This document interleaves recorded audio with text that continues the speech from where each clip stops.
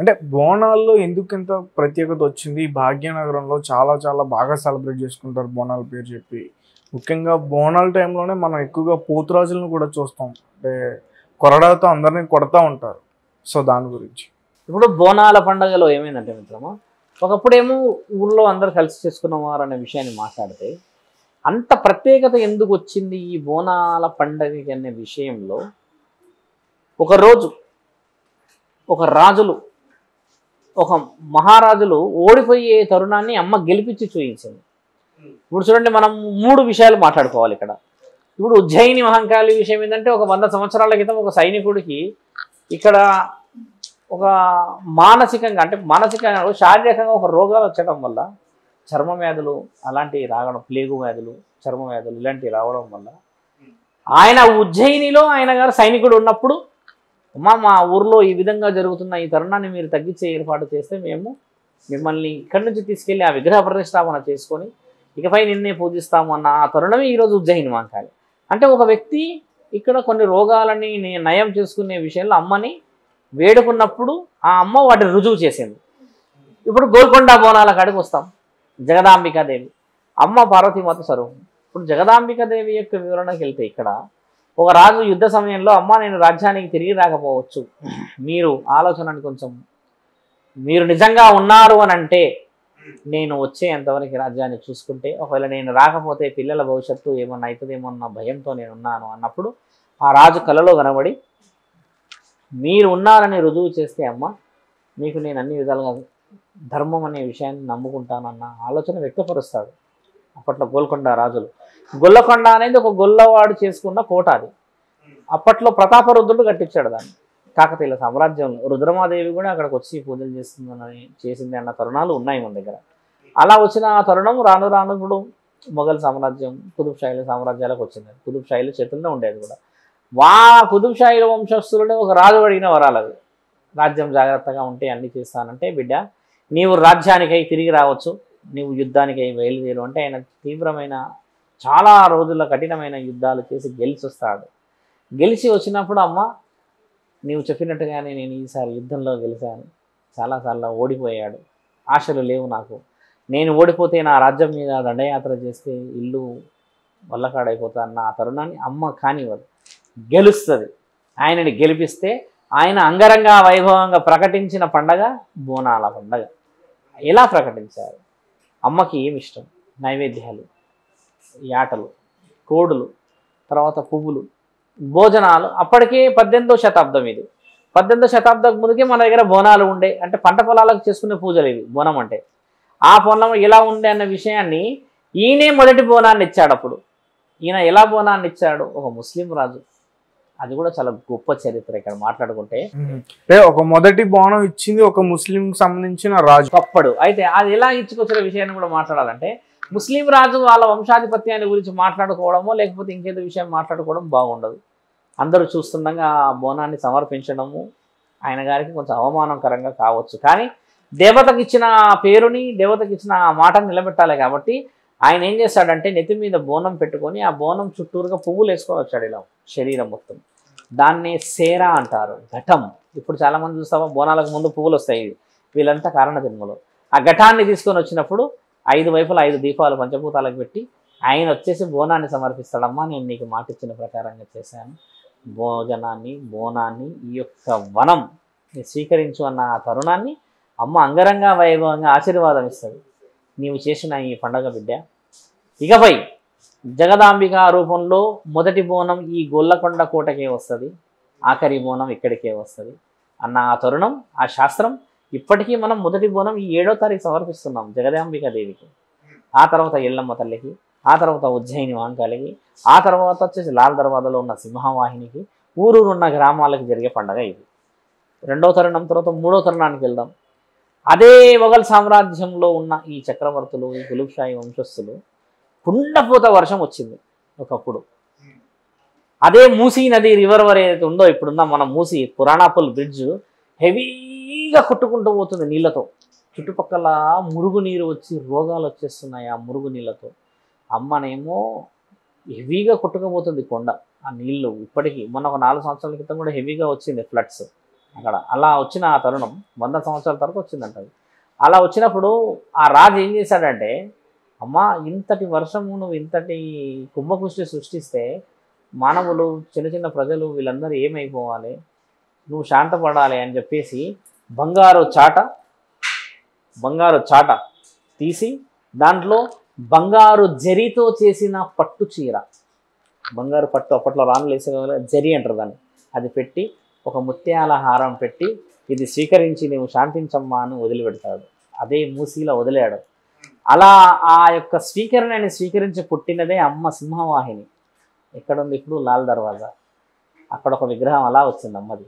ఇక్కడ గోల్కొండలో ఈ విధంగా వచ్చింది అమ్మది. ఉజ్జయినిలో వచ్చింది ఆ విధంగా వచ్చింది. ఇలా రుజువులు చేయబడిన పండగ ఈరోజు బోనాల పండగ. వాళ్ళు ఆ విధంగా గెలిచి ఈ ప్రకటన ఊరూరా ఇచ్చేశారు, చాలా ఘనంగా చేయండి. ఇంత పెద్ద కుంభవృష్టిని అమ్మ ఆపింది. సృష్టికర్తలు ఆపుతారు. అది రుజువు చేసినందుకు పండగని బలంగా చేయండి. ఆషాఢ మాసంలో ఇప్పుడు అవి వేయండి, ఏంటి నారులు వేయండి, వ్యవసాయానికి ముందుకు తీయండి అన్న ఆ తరుణం అమ్మని మొక్కుకొని చేసిన పండగ ఆ విధంగా వచ్చింది బోనాల పండగ. 18వ శతాబ్దం నుంచి ఎందుకు అంత ప్రాచుర్యత చెందింది అంటే మన దగ్గర అప్పటి నుంచి వేదమంత్రాలు డప్పులు సప్పుళ్ళు మొదలైనాయి మన దగ్గర. ఇలా వచ్చిన పండగలో బోనాల పండగ గత 200 సంవత్సరాల నుంచి ఎక్కువ పేరు వచ్చింది.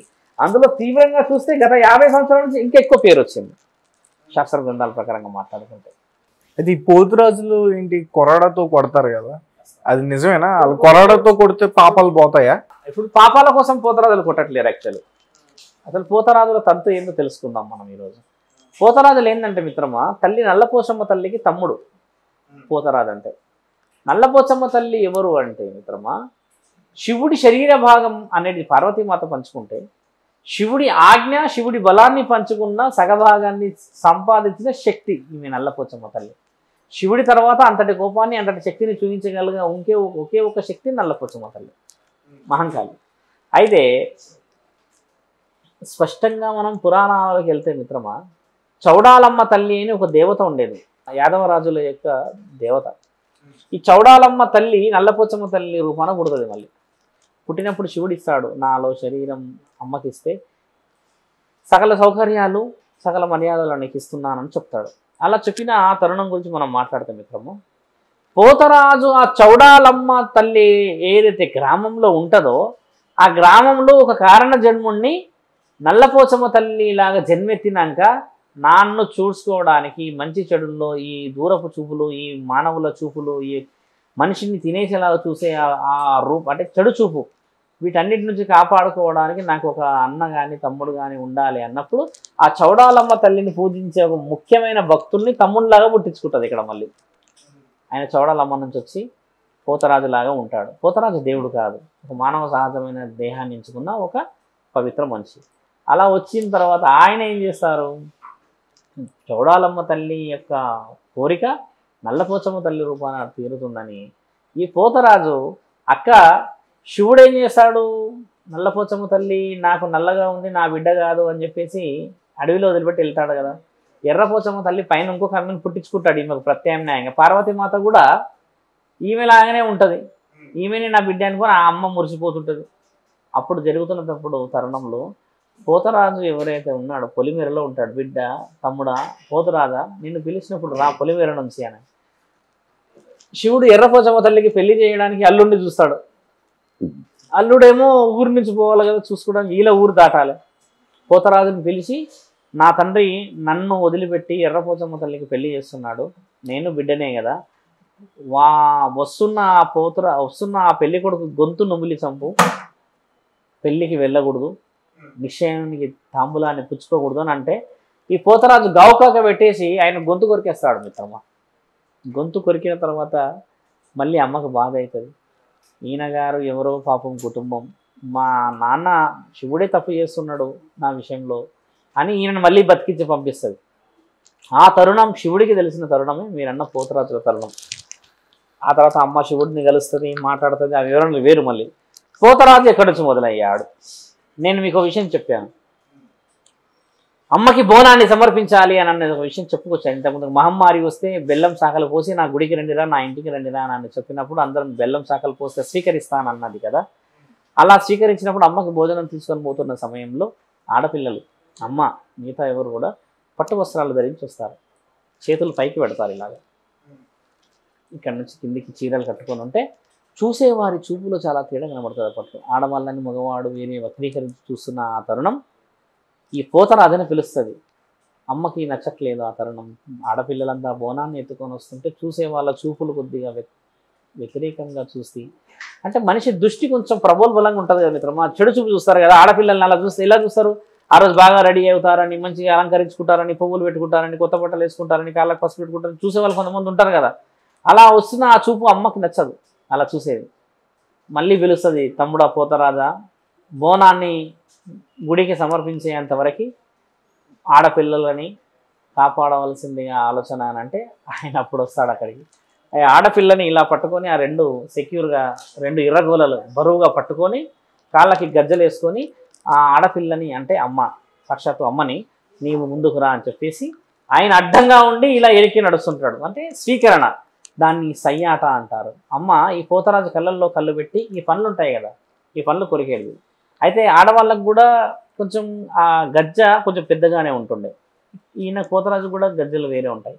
ఆ గజ్జలు రెండు కాళ్ళని కదిలిపిస్తూ అమ్మ ఈ పండ్లని తగిలిస్తూ ఈ చేతిలో ఉన్న వాటిని ఇట్లా ఊపితే ఈ యొక్క చేతిలో ఉన్న గాజులు ఈ కంకణాల శబ్దానికి ఒకరి ముఖాలు ఒకరు చూసుకుంటూ అమ్మనేమో ముందుకు వస్తుంటే పోతరాజు అమ్మని చూసుకుంటూ వెనక్కి కడుగులేసేవాడు. ఇది పోతరాజులు అమ్మని స్వీకరిస్తూ స్వాగతంగా గుడి దాకా రక్షిస్తూ తీసుకునేవాళ్ళు. అప్పటికి పోతరాజు చేతి ఇలా ఉంటుంది, అంటే అమ్మ చుట్టూ ఎవరు రాకుండా ఎవరు కూడా చూడకుండా రక్షణ కవచంలాగా ఉంటుంది. అలా వస్తూ వస్తూ వస్తూ అమ్మ గుడికాడికి వచ్చిన తర్వాత ఆయన అందరినీ చాలా గాంభీర్యంగా చూస్తాడు. నా అక్కని నా చెల్లని నేను దాటిచ్చాను, భోజనం ఒక బోనం వన బోనాన్ని చాలా సురక్షితంగా తీసుకొచ్చాను అన్న ఆ తరుణాన్ని అమ్మ నచ్చుతుంది. నచ్చిన తర్వాత ఇకపై ఆడపిల్లలు కాపాడబడాలి అని చెప్పినప్పుడు మరో 2-3 సంవత్సరాల తర్వాత ఇదే పండుగ జరుగుతుంది. అప్పుడు ఊరంతా చాటింపేసి బోనాలు తీసుకురమ్మని చెప్తే కొంతమంది ఆడపిల్లలు ఇప్పుడు కొంతమంది ఉంటారు సపరేట్గా బోనాలు తెస్తారు కదా, అలా తెచ్చినప్పుడు శంకర 4 పోతరాజులు వచ్చారు. 4 పోతరాజులు వస్తే వాళ్ళని అరికట్టి ఆడవాళ్ళని అపహరించుకోపోవడానికి కూడా వచ్చారు. బోనం ఎత్తుకొని పోతున్న వాళ్ళు నచ్చితే అపహరించుకొని పోయిన వాళ్ళు కూడా ఉన్నారు, ఎత్తుకొని పోయిన వాళ్ళు ఉన్నారు దొంగలు. అలాంటి ఆ తరుణంలో ఒకరోజు 24 మంది దొంగలు వచ్చారు. వీరిని చూసి కొంతమంది మీరు చూసారా, రాజులు వచ్చి వారానికి ఒక రోజు వస్తాడు, రాజుకు నచ్చితే తీసుకెళ్ళిపోతాడు, ఇలా చేస్తాడు అని చెప్పేటి ఉన్నాయి, విన్నాం మనం. అలా ఆ తరుణాన్ని ఆపుతారు వీళ్ళు. 4 పోతరాజులు ఉన్నారు కదా అని చెప్పి 24 మంది వస్తారు. వీళ్ళు 4 ఆపాలి అంటే కష్టం కదా అని ఆ 24 మందిని వీళ్ళు గొంతు నూరిమి చంపేస్తారు మిత్రము. ఈ ఆడవాళ్ళని కాపాడతారు. అలా వస్తున్న తరుణమే ఆడవారిని కాపాడడానికి బోనం దగ్గర పోతరాజు ఉంటాడు. ఇక్కడ పోతరాజు దేవుడి ఆహారాన్ని తీసుకోనో, దేవుడి యొక్క శరీరాన్ని తీసుకోనో, దేవుడి ఆత్మని శరీరంలో వేసుకొని ఉండడు. భక్తితోని పోతరాజు ఆడపిల్లల్ని కాపాడుకుంటూ వెళ్తాడు. ఒకప్పుడు బోనాలన్నీ ఒకటేసారి వచ్చేటి, ఇప్పుడు విడివిడిగా ఇంటింటి నుంచి వస్తున్నాయి. ఒక్కటేసారి బోనాలు వస్తే 10 మంది 15 మంది పోతరాజులు ఉంటే ఆ బోనాలో ఇట్లా తీసుకొస్తున్న ఆ తరుణం వీళ్ళు చుట్టూరుగా తిరిగి కాపాడతారు. చెడు దృష్టి ఎవడన్నా ఎక్కువ తక్కువ కనబడితే ఈ ఇర్రగోలతో వేస్తారనమాట. యాక్చువల్లీ మీరు అన్నది వాళ్ళు కొట్టేది దానికి. రాక్షసత్వంగా వాళ్ళు మంత్రాలు యంత్రాలు పోతాయనో లేకపోతే దయ్యాలు పోతాయని కొట్టరు వాళ్ళు. చెడు చూపు చూసేవాడు ఈపు పొగల కొడతారు వాళ్ళు. ఎందుకంటే నా అక్క నా చెల్లి బోనం ఎత్తి వస్తుందిరా, నీవు చూసే చూపు వల్ల ఆడపిల్లలకి ఇబ్బంది కాదా అన్న ఆ శాసనమే ఇర్రగోల. దాంతో కొట్టేది. ఇప్పుడు పోతరాజుని మద్యం సాధించి మద్యాన్ని బాగా సేవించి కొంచెం పైశాచికత్వంగా నడుస్తున్న తరుణాలు ఏర్పడ్డాయి. పోతరాజులే ఇప్పుడు నమ్మకం తగ్గిపోయేలా కనబడిపోయారు. ఒకప్పుడు పోతరాజులు వస్తుంటే వాళ్ళు నిలబడి ఆ తరుణాన్ని చూసే భయపడిపోయేవాళ్ళు. ఇప్పుడు పోతరాజులు చాలా చిన్న సైజు నుంచి సన్నగా ఉన్న వాళ్ళు, కొంచెం హెవీగా పర్సనాలిటీస్ లేని వాళ్ళందరూ రావడం వల్ల ఇది ఒక హాస్యాస్పదంగా మారిపోయింది. పోతరాజు 7-8 అడుగులు ఇట్లా ఉండి ఒక పెద్ద పుల్లాగా నడుచుకుంటూ వస్తుంటే అమ్మకి ఆనందం, ఊర్లో అందరికీ ఆనందం, పరమాత్ముడికి ఆనందం. ఒక తరుణం, ఆ తరుణం తగ్గింది. ఇప్పుడు చిన్న వాళ్ళని తీసుకొచ్చేస్తే అమ్మ ముందు పోతరాజుల్లాగా ఉండట్లేదు వాళ్ళు. అమ్మ ముందు వచ్చేసి ఆ కుప్పి గుంతులు వేస్తున్నట్టుగా పిల్లిల వేషాలు, తర్వాత పులిల వేషాలు వేస్తుంటారు ఈ బొడుగు కళలు ఉంటారు కదా మిత్రమా. ఆ విధంగా హాస్యాస్పదం వచ్చింది. అలాంటి తరుణాన్ని తగ్గించాలి. భక్తికి చూడండి మిత్రమా, దేహంతో పని లేదు, ఆత్మకైనా ఓకే. ఇక్కడ జరుగుతుంది ఏంటంటే వాస్తవికాన్ని వదిలిపెట్టి అవాస్తవికానికి వచ్చాం మనం. పోతరాజుని ఇప్పుడు బాగా అలంకరించేసి మద్యాన్ని తాగిపించేసి తీసుకురావాల్సిన ఆయన బలి పశువు కాదు. ఆయన ఒక భక్తిలో ఉన్నవాడు. ఆ భక్తిని మనం తెలుసుకొని గౌరవించడం. అందరూ ఒకటేసారి బోనాలు వేసుకొస్తే ఆయన వ్యవహారం కూడా తగ్గుతుంది కదా. ఇలా చేయడానికి వచ్చిన వాళ్ళది పోతరాజుల యొక్క ప్రత్యేకత మన బోనాల పండుగలో కనబడుతుంది మిత్రమా. ఓకే స్వామి, మేము అడిగిన వాటన్నిటికి కూడా చాలా చక్కని వివరణ ఇచ్చారు. Thank you so much. Thank you.